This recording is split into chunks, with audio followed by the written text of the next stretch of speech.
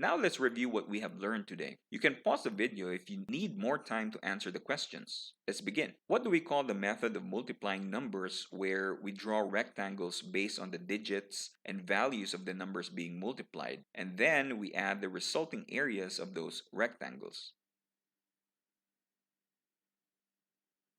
The answer is the grid method. What do we call the first part in a multiplication problem? It is also the number to be multiplied. The answer is multiplicand. What do we call the second part in a multiplication problem? It is also the number we multiply the first number by.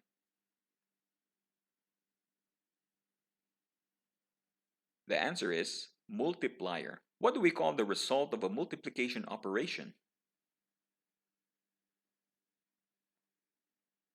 The answer is product or multiple. Using the grid method, multiply 12 and 6.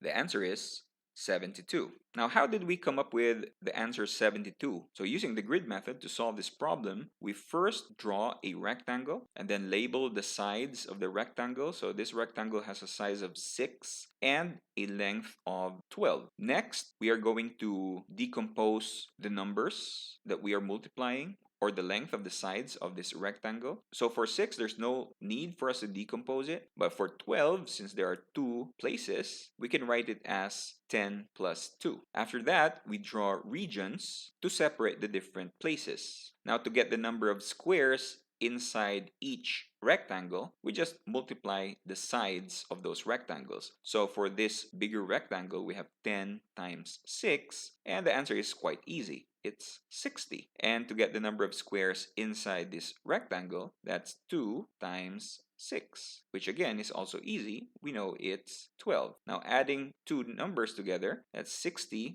plus 12, which gives us 72. And that's our answer. So inside this rectangle, which has a length of 12 and a height of 6 for its sides, it has a total of 72 squares, or its area is 72. Or we can also say that the answer to 12 times 6 is 72.